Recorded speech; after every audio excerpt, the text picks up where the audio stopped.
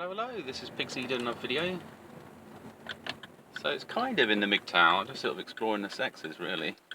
Where are you going? And I'm going to go this way. Yeah. And also conflict. So I think, you know, if you're trying to better understand the dynamics of the opposite sex, you have to understand your own sex as well. And there's things that are not really looked at. And also, men and females, we're not sort of 100% female or 100% male, because we were sort of raised with a certain duality around us. We have traits that we associate with our parents and so on. It's like we're connected to their life force. So I think it's Carl Jung. Carl Jung. Basically, he would it would cover stuff like the inner child and stuff like that. So it's usually the external is usually an opposite, the internal. So you know, like the masculine side of a female. So you might see the feminist is the male version of a female, but they're told how to think by government, and they're told how to think by other groups out there that are funded for the industry, because I mean government's just a branch of something else. So it's the industry that causes an issue. They say like, well, as a feminist you should get the same as men, and so as a result you have to work the same as men, which isn't really what women want to do. They want the benefits, clearly, what they don't want is necessarily all the responsibilities, like they have to work a certain amount of hours. They don't get any time off for certain gender related issues, like I don't know, they might have an issue with their period or whatever, and need sort of have a sick day and things. They might say, well no, you can't do that. You know, if you're going to earn the same as these guys, you've got to work like these guys. And the thing is, men do work that's soul destroying. Men don't live as long as women because they live such shit lives. That's the reality. It's not just because they develop certain health problems or they drink and other things. It's their coping under these sort of stressful environments that, to be honest, most educated women wouldn't want to be a part of. They try to get themselves well educated, basically, to get yourself above. But anyway, so it's not really the main focus of the dynamic around Mgtow. That's sun in my eye. Something I noticed today is that men like to hoard, and I wouldn't say women don't hoard, but one would be a reflection of a more masculine, of about resources.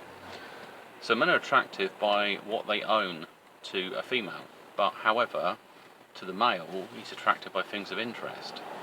So he might hoard things of value, and at some point his objects of value will get him an advantage socially. But it also means he's building things around his interests. And you may have women with a certain nesting instinct. They want to create a more certain sterile environment or a controlled environment, and so they might be not so keen on certain clutter. But that depends on the female's outlook of their sort of maternal instincts. Because a paternal might be to have objects of, like I say, the objects of value or importance. No, you're not. Just because you see sometimes people see lights change and they think, oh well, I can just walk across the road, but actually it's in between. So no, and it was a sort of female, so she was reading me socially. So I mean, like, no, you can't. You're not going to cross the road. Fine. She's got a problem with that. But if I was like, yeah, you know, just go across the road, I'd be stuck in a situation where it's actually dangerous and not very intelligent. Because male social aggression is quite normal. It's the play of sexes in the same way females might have, you know, might be verbally more socially aggressive. What men might demonstrate through their actions, like they storm off or they might just move something. Right, we're going to move it and just do stuff. And that's that social dynamic. Why she might say, well, are you actually going to do that? You know, you might get a more managed approach to dealing with a situation. So they're different dynamics. However, we're not glued to a certain stereotype, which which I was trying to also sort of explain, because there's a connection with the psyche can reflect the opposite sex as well, and how you perceive yourself externally. It's like, for me, I exert a kind of feminine outer social structure because I don't want conflict, so I can try to get along with people. However, internally there is a more dominant side in there as well. But that comes out when there's more a situation that requires it, more of an emergency. I don't always access it because it's actually out of balance with the exterior personality. However, when you kind of embrace your negative side with your positive side, you can come to some sort of an agreement in this duality. So, like, I set boundaries. If someone's being nasty in a certain way, you can just say no. But you wouldn't just normally do that without thinking why you're acting out, because otherwise you'd look like an outburst rather than a controlled focused social aggression is fine. There's no issue with that. It's chaos when you have a breakdown that people fear, and that works different ways. So the idea of equality is kind of a bit, it's an ideal, it's an idea of something, but it's a tool for other people companies to use and other things like that. So expectation, and also going against your own nature, so you're in internal nature. So like I've mentioned, that there's certain feminine levels to me as well, and sometimes that's misread, and there might be like an expectation, like, I don't know, I'm into sort of, should do these types of sports or act in a particular way. I'm adaptable like anybody else, but I might have preferred interests. It's like in the past, having sort of been a bit of a geek was sort of frowned upon. I don't know why, because the thing is, but then I guess the social model changed. You have older people on TV that don't just represent sort of these stereotypes. It turns out that if you're a geek, it probably financially will be better in the long term than somebody who thinks, oh, reading's a waste of time, or all these sorts of ideas, or technology. Who wants to be? But the geek generation, we're playing games, we're interacting with the computer and learning about it. Now you've got the internet's taken over. If you don't know anything to do with online social media, you're like, you're odd, or you're sort of an outcast, basically. But it's just the way they are. So anyway, so I was looking at sort of dynamics, why like people hoard, and why people want to sort of cleanse an area and have it all cleared out and stored away or stuff. So that's one of the females. The nesting area, they want it open for guests, they want people to visit, they want people to engage. For the male, he's building an abundance of resources. So he might have a lot of reading material, he might have lots of things in front of him. They stimulate his boredom as well and other things. So they like a collective ongoing thinking that's actually sort of put out in front of you, because the psyche is your environment. So there's other ways of the psychology. Like, for instance, if you're pissed off or you've had a bad day, if you start cleaning, you feel better. Very bizarre, but it does work. You put music on which distracts one part of your mind, and then you go off and do something that makes yourself feel better. So it's like, like if you went to the gym, that's another way of doing it. You could blast some weights because you're stressed, and then you feel like that you've somehow redirected that stress hormones, which you have, into dealing with the situation. Because what happens is the brain says, here they are, there's your stress hormones, here's this, now you've got potentially we've got your adrenaline fired up, you can deal with the problem. But what happens if people do is they say, well, I need to wind down and watch TV. And what they do is they sit on a stress hormone, and it's not being burnt off, so it ends up just sort of stressing out them internally. There may be ways to access and hack and access higher levels of energy in the body as well. I have to look at, like, because everyone focuses on relaxation, but tensation, where you tense up the body or control it, it's more like what they do with iron body technique. So you've got the Shaolin monks, so it's about the vibration of the muscles and frequencies. But you can use it to develop, because the only difference is pulling away is that basically your body's using the same amount of electricity to fire up motor function. But because there's an antagonistic duality in the muscles, you can use attention by applying sort of contraction and the expansion. So basically, you work against your own body, and that will generate an equal amount of muscle force. But the only thing is, it won't generate is muscle memory. Only that your body will become more sort of stronger to your bones and tension. So there's tension training I might look at, and for sort of self-development. And this comes from other sorts of research, coming in contact with other things, how the body reacts, say, to cold water, how it reacts to a warm environment. So yeah, that's pretty good. Other things, other interesting things. I mean, I've tried the idea of model of. So what's very valuable to a man? Basically, if it's sometimes we mentioned the Mgtow mentioned about sort of the sexual marketplace, but for women it borders into the social marketplace. So that's why men don't have to be attractive, but if they have a lot of social market value, they can be. Like if they're a rock star and has got a face like a battered burger, it wouldn't matter, because this guy's a rock star or whatever. You know, you look at them and they might not be as attractive as they appear, but they have certain social qualities which are inherent in them, and you know, they're not going anywhere. So it's, you know, there's sorts of other things. A bit like there was a boy band, and it was the age of the cougar, I guess, because it was more taboo. But when somebody turned around and said, you know, this, I think it was, what are they called? I think it's One Direction. One of the chaps out there, he said he's into older women, and then he started having older celebrity women sort of thing, chasing up after him, because he's, you know, he's an up and coming star, and he's just declared a social sort of taboo as being okay and normalised. And he's saying, well, I'm on the marketplace. That's what he said to a certain audience. So things have changed.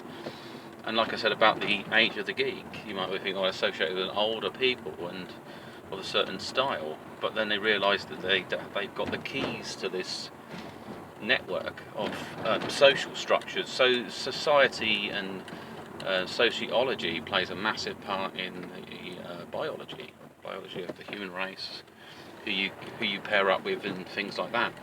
So bearing that in mind, you can change the rules.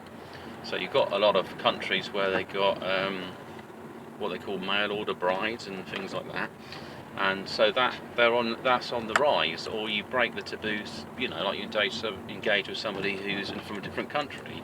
You may date somebody who you wouldn't normally be able to access in your own native culture, which is no problem. I mean, it works the other way as well. There's mail order husbands out there if you look around. However, you want is somebody who's got a lot of skills. He may not have a lot of money. You might be the rich one in the relationship, but however, he's got a lot of potential resources. You know, like a musician or someone like that. Someone's very good at dance. I mean, these are things, you take this quality across, and they excel socially, and they're just in an environment that's impoverished in some way. But potential for a female, you know. I mean, one sets the standard for the other. It's as simple as that. I mean, you had a sort of changes where people wanted to have interracial relationships, and I guess if you're going for intercultural relationships, that's another key factor. I mean, yes, so there might be somebody else who's white, but they come from a different family bloodline or different bloodstock, so they're not the same at all. You know, okay, you want to do that? It's fine. I don't know what's going on. That car should have gone. He should have gone. He's just hanging around, indicating in the middle of the road. Okay. It's probably an older person in there that's not quite focused on the road. Maybe they're watching me talking on this video.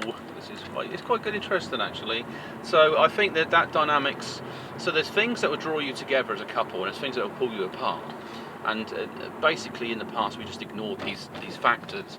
But I think if you need to skill up. I mean, there's other movements that have gone in the sort of the female world. I prefer not feminist, because feminist is a kind of ideology around, you know, looking out for females, but it's not an equality at all. It's an inequality, because it's female driven towards without men, I guess. It's the opposite of Mgtow for some of them. But however, they want men, but they want men who are maybe more feminine. They might want some men that are more controllable. Maybe they want men that are kind of, they have strong masculine qualities, but they're well managed by these women. I don't know. Depends if they're headstrong, what they see. I mean, to be honest, the model of a feminist can be varied. You can change that. But sadly, there's a lot of people that, well, maybe they were softer by nature when they were younger, and then they thought, well, if you want to get ahead, you've got to be this kind of aggressive feminist. And all it is like an emulated masculine energy that they haven't got full understanding, because they reject male stereotypes, sort of. I'm trying to think of it, like models. Basically, they have to embrace a model that basically is pro-female, and that would be the better model to embrace. You know, there's this silly stuff like, oh no, we don't refer to them as females, we refer to them as sort of people or something. You know, stupid stuff. You know, equality exists in a framework, but doesn't exist as an ideal. It's like a religious movement in that sense. You know, like, should children have the same equality as adults? Yes, they have certain rights, but you know, they're not actually allowed to work in the workplace. So there is inequality. You know, they should open the opportunity to all this. They should say, right, you can buy medication. At certain, you might say, well, you have to be an adult for that.